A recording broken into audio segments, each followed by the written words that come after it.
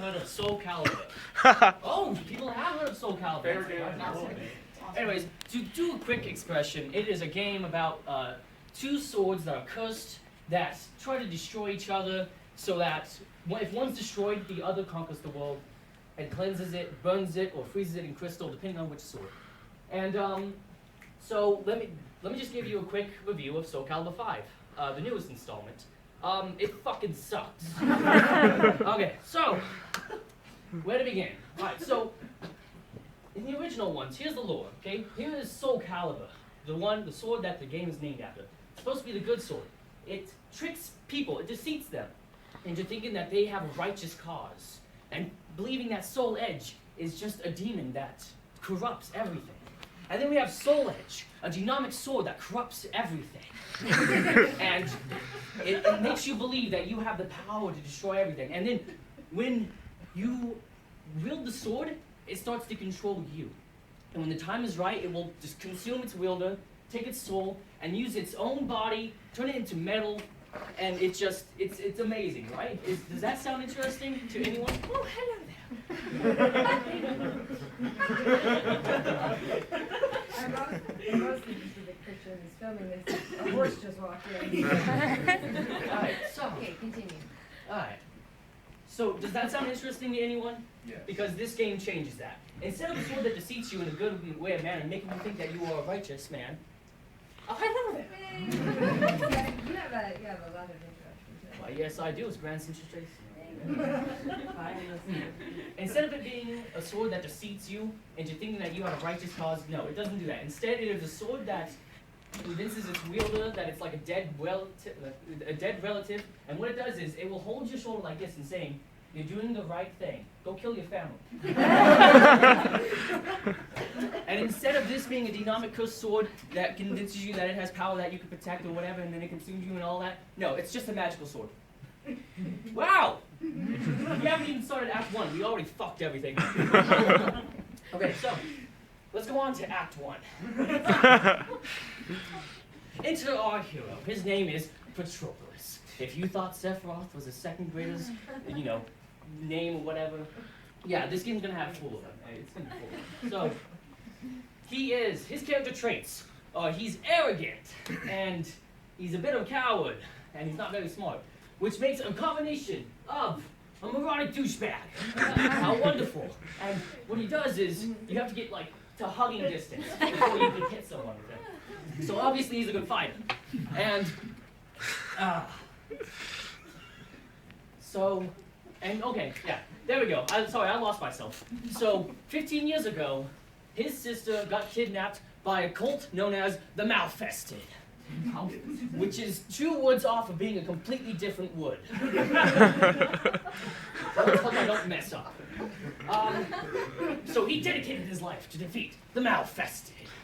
And, yeah, I know it does sound like a disease, it kind of is, but no, it isn't. Anyways, so he joins this count, whatever, like his master and whatnot, and that's when we finally get our first battle. The city's under attack, and by 3 whole people, believe it or not. Everything's on fire, so wow, they are very effective. Patroclus goes over there. He fights them, he kills them, and to end it off, he brutally murders an innocent man in the name of justice, all in open public. This is our hero, ladies and gentlemen. We're spending our 90% of our time with him, so you better get used to it.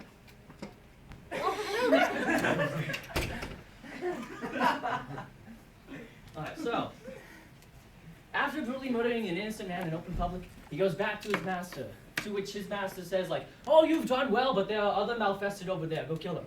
And then which Patroclus says, "What about my sister?" "Oh, go kill them. We'll get there. We'll get to that." So as he goes over, he's about to murder yet another innocent man, but then all of a sudden, out of the blue, an emo guy pops up. Wow. Anyways, and I mean, by emo, I mean if his bangs were any longer, it'd be touching his ankles. And what he's wearing, oh, by the way, I forgot to tell you, the name of the story is 1607 AD. That's a very interesting name for a story, isn't it? But this is 1607 AD, and this guy walks out with a purple open jacket. It's like this, and it has his sleeves cut off, and he's wearing black jeans, What the fuck? Where did you come from? We will never know. Anyway, so Patroclus, he says like, I will not allow you to murder innocent. Anyways, Patroclus kicks his ass. And he says like, okay, I'll leave. Oh, also I know everything about your sister. Bye. And so instead of chasing that guy down and getting answers what he wants and everything, Patroclus goes back to his master. He goes back to his master and he's like, so hey, master. The hell was that all about?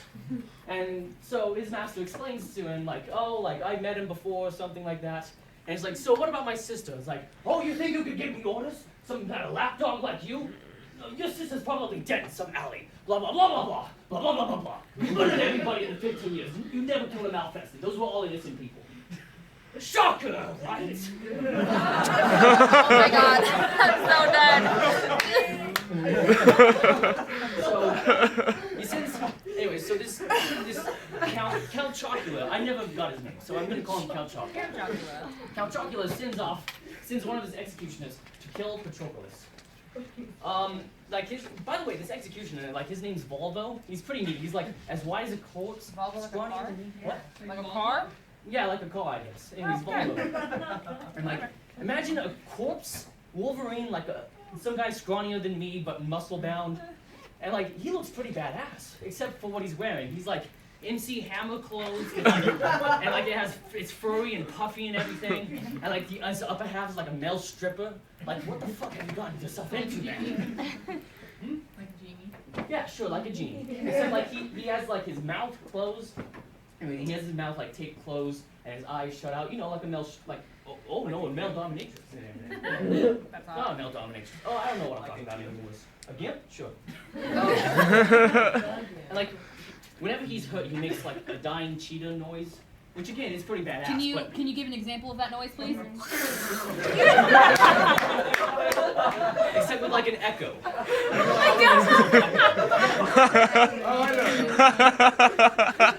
So I'm gonna pee my pants. after kicking Volvo's ass, you know, we're getting used to this. He goes off to the emo guy, and then that's when we find out his name. His name is Oh god. Z.W.I.E. There's an E here. That's a 6.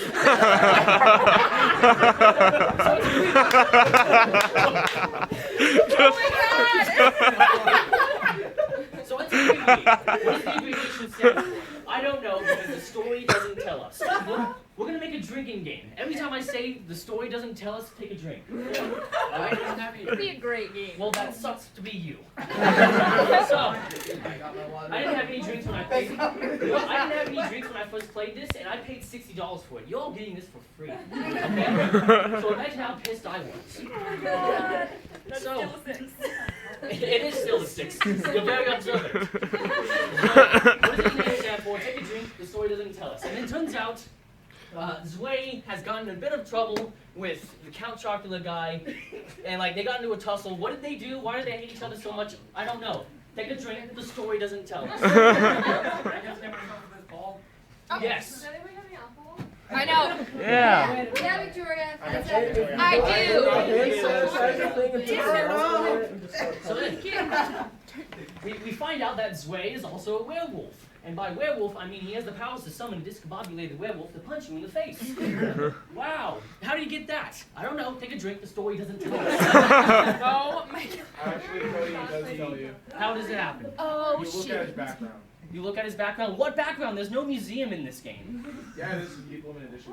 A limited edition. I have to pay extra money to learn about backgrounds on a story. Oh shit.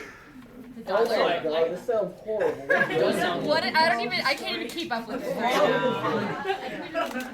Alright, so enough about the emo guy. I don't know anything about his backstory because I didn't pay extra money, played that. okay, to learn about some guy I don't give a shit about. I played this. And then we meet another character. Her name is Viola, and like she's like a hooded witch that spouts metaphors. She's also a bitch.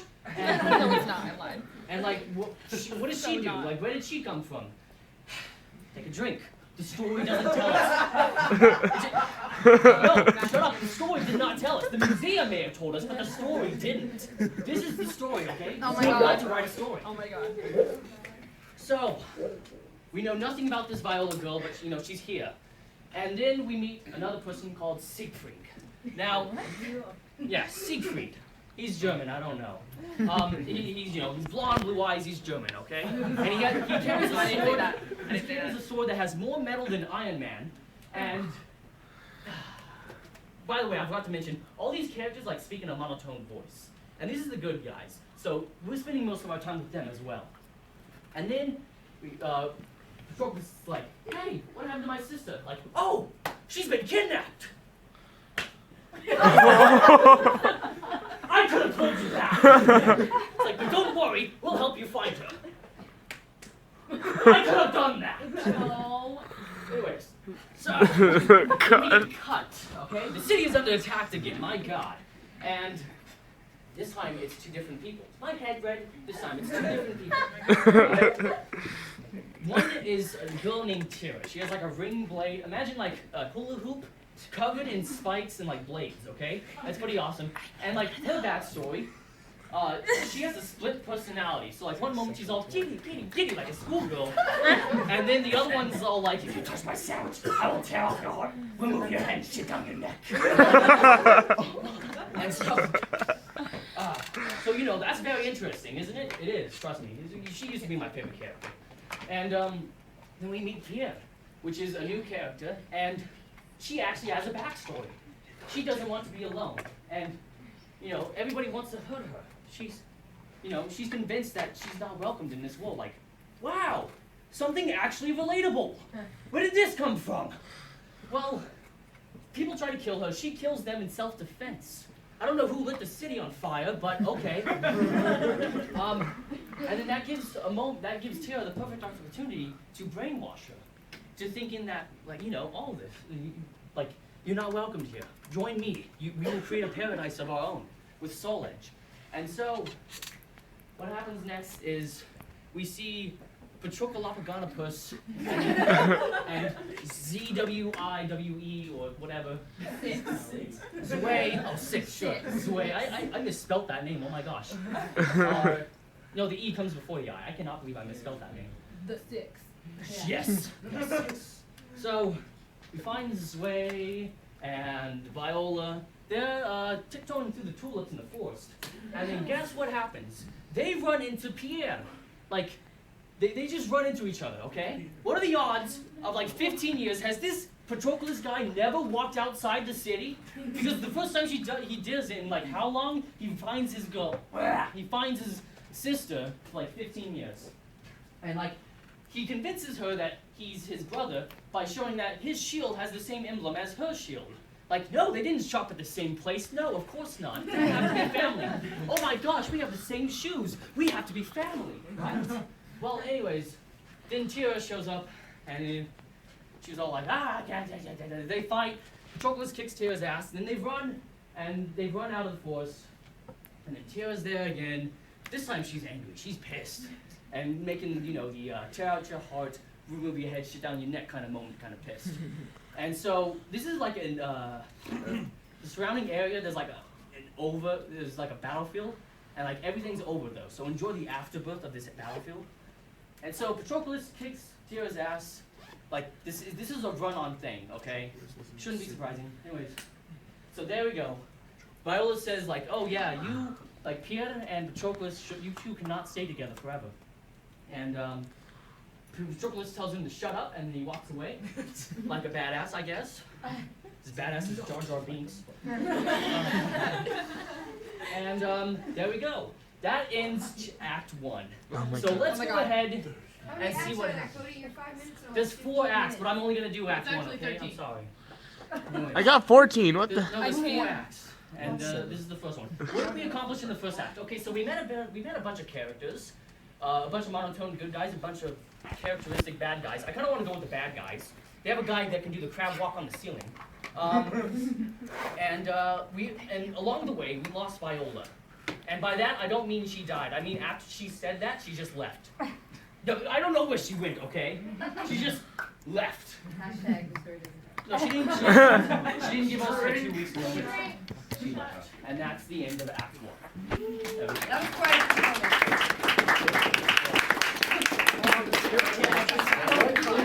Cody, you're weird. I feel like you'd be really